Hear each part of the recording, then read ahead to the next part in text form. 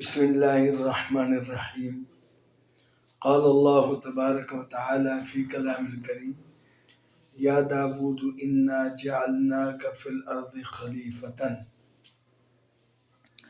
يا داود إنا جعلناك خليفة في الأرض فاحكم بين الناس بالحق ولا تتبع الهوى فيضلك عن سبيل الله. اللہ تبارک و تعالیٰ نے سیدنا داود علیہ السلام کو مخاطب کر کے ارشاد فرمایا کہ اے داود، لوگوں کے درمیان حق کے ساتھ فیصلہ کریں اور ہوائے نفس اس کی پیروی نہ کریں۔ یہ ایک ضابطہ اللہ تبارک و تعالیٰ نے اپنے نبی کو بتلا دیا، اور قرآن کریم میں جا بجا منصف منصفین ان کا ذکر فرمایا۔ دو قوموں کے درمیان، دو جماعتوں کے درمیان کس طرح انصاف کرنا ہے۔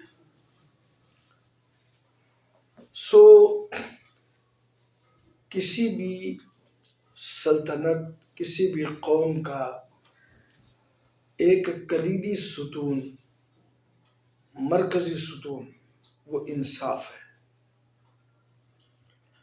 جس قوم میں یا جس ریاست میں انصاف بک جائے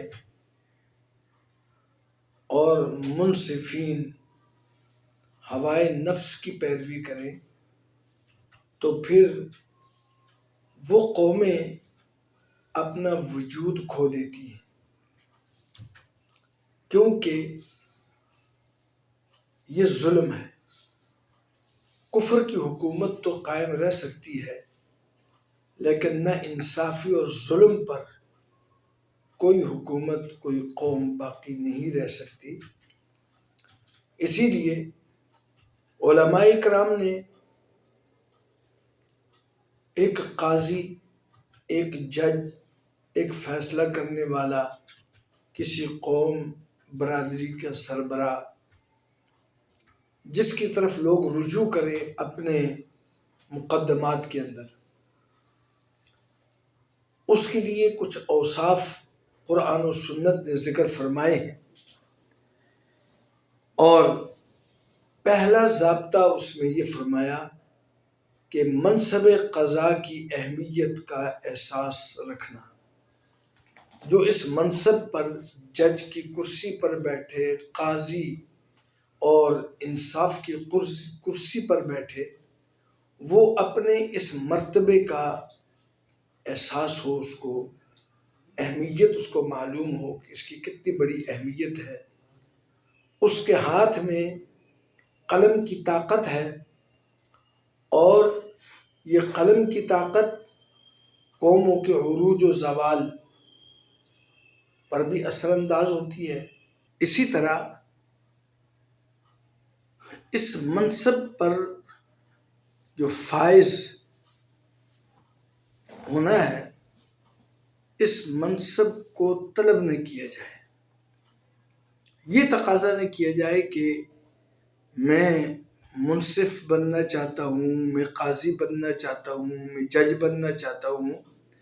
فرمایا کہ اس منصب کو طلب نہ کیا جائے۔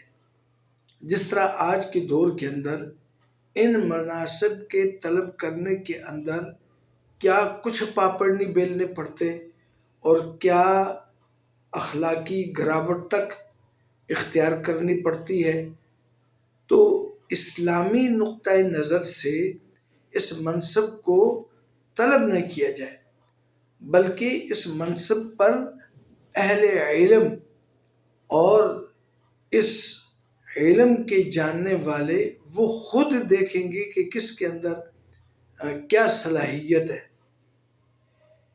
تیسرے نمبر پر فرمایا کہ جو اس منصب کا اہل نہیں، اس کے اندر علم کی گہرائی اور گہرائی یہ نہیں، اس کو اس منصب پر خود بھی نہیں آنا چاہیے، اور لوگوں کو بھی اس منصب پر اس کو نہیں بٹھانا چاہیے۔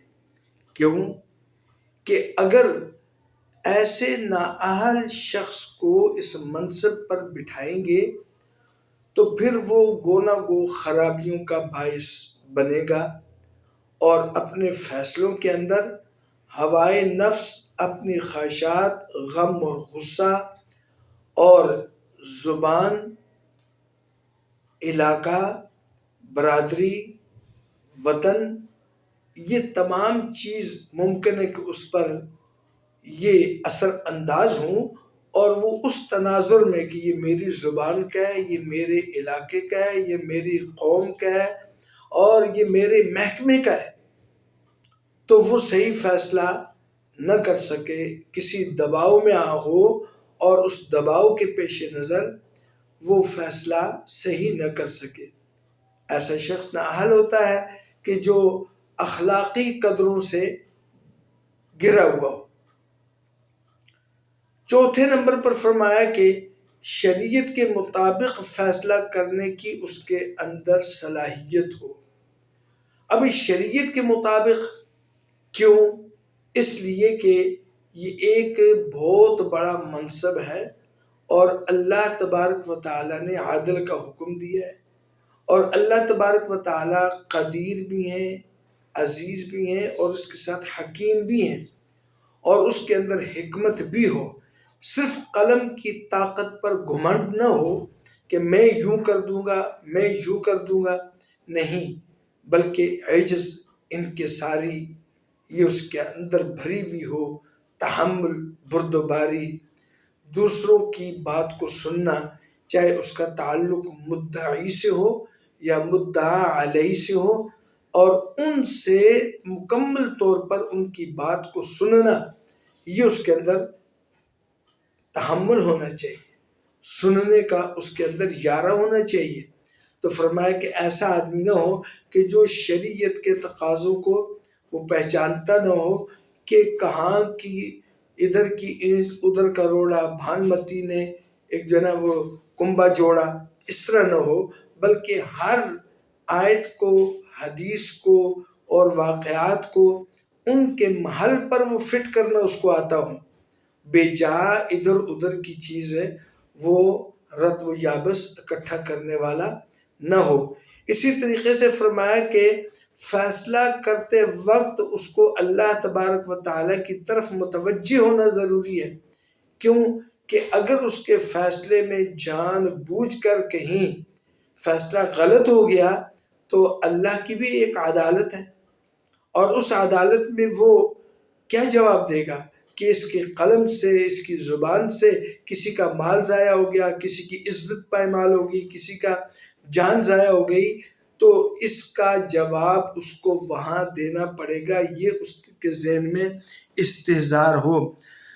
فیصلہ کرنے والا مکمل غور اور فکر کر کے اطمینان سے فیصلہ کرے، اور اس کا دل مطمئن ہو، اور اس کا اپنا وجود کسی ڈپریشن کا شکار نہ ہو، کسی دباؤ کا شکار نہ ہو، اور وہ بالکل مطمئن ہو کہ میں نے جو غور و خوض کیا اور میں نے جو اہل علم سے مذاکرہ کیا، اور میں اب اپنی بساط کے مطابق مطمئن ہوں کہ میرا یہ فیصلہ درست ہے، پھر اس فیصلے کو وہ تحریر کرے اور وہ لکھے۔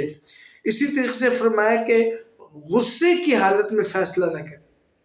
اب آپ دیکھیں کہ حاکم، چیف کسی بھی محکمے کا ہو تو عموماً ان کے اندر تکبر، انانیت اور انا ولا غیری والا جو معاملہ ہوتا ہے، یہ بڑا خطرناک ہوتا ہے کہ اس سیٹ پر بیٹھ کر وہ سمجھتے ہیں کہ ہماری ہاتھ میں طاقت ہے اور ہم اس کو جس طرح استعمال کریں ہمیں کون پوچھ سکتا ہے، اور بس اوقات وہ غصہ میں ہوتا ہے تو مدعی کو غصہ کرنا، مدعا علیہ کو غصہ کرنا، اس کے وکلاء کو غصہ کرنا، اور دیگر جو شواہد ہیں، جو گواہ ہیں، ان کو غصہ کرنا، یہ منصب قضا کے بالکل خلاف ہے۔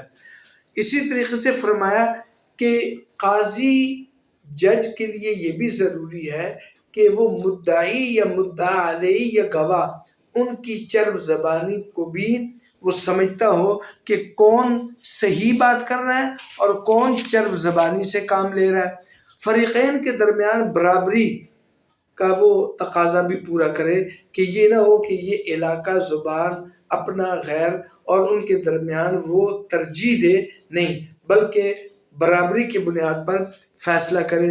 فیصلہ کے لیے وہ کسی قسم کی رشوت نہ لے. اور یہاں تک لکھا فقہا نے کہ اگر اس منصب پر بیٹھنے سے پہلے جن لوگوں سے وہ ہدیہ تحفہ نہیں لیتا تھا، ان سے کوئی تعلق نہیں تھا، اب منصب پر بیٹھنے کے بعد اگر وہ تحفہ ہدیہ دے، اپنی مجالس میں اس کو شرکت کی دعوت دے خوشی میں، تو وہ اس میں نہ ہدیہ تحفہ لے اور نہ ان کے مجالس میں جائے.